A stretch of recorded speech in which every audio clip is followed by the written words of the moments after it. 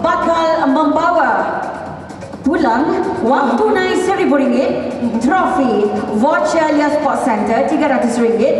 Pemenangnya adalah Stevenson.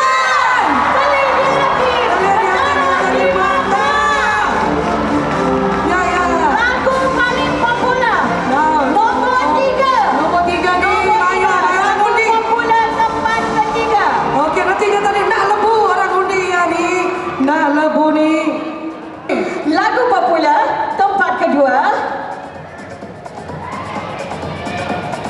akan menerima wang tunai RM1,500, trofi voucher Lia Sports Center RM300.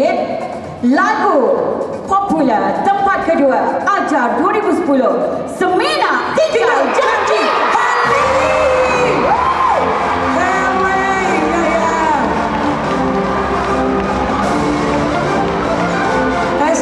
Nombor 2 paling popular ni. Tahniah kita jaga kepada Heli.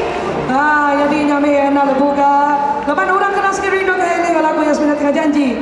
Nak udah mendak begitu ini. Lagu paling popular Ajar 2010 bakal membawa wang tunai RM2,000, trofi voucher Lia Sports Center RM300 dengan kutipan undian RM6,600 undian. Ya. 6,600 undian dah, Bu. Mainnya yo. Ya. Lagu paling popular Ajar 2010, Dendam Anak Padam Lucia. Dua kali ni. Tahun 2009 pun menang ni. Dan dia tahu menang baru. Arti ni peminat Lucy M tu banyak ni. Betul. Mayu ya. Mayu peminat ya lagu ya. Baca. Kurang ketua lah baca ni. Ayo. Tak sia-sia pakai tiara tu deh. Ini tiara dah ni. Ini kalau ni tadi ni. Ya. Tiara dah siapa lah. Kasih dengan dia sajalah. Okay. Pemenang bagi kategori lagu terbaik anugerah juara Rentak Roy 2010 akan membawa pulang wang tunai bernilai RM2,500, trofi dan voucher daripada Lia Sports Center bernilai RM300. Pemenang lagu terbaik anugerah juara Rentak Roy 2010 dimenangi oleh Relax dulu ni. Duk. Siapa? Siapa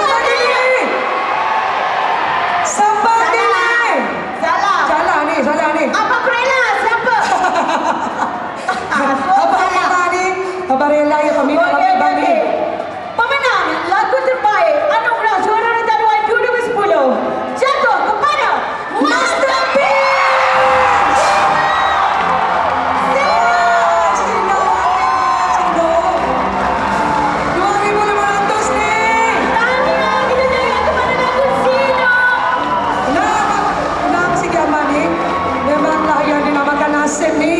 Nasib. Anugerah dah banyak dah terima ya ni. Okay. Tahniah kita kepada Sino ya. Ambil gambar dulu. Abang jangan lupa belanja minum ya. You nak kopi paman ni. Aduh. Hai kagawai tu ni. Dia kira ni abang ni.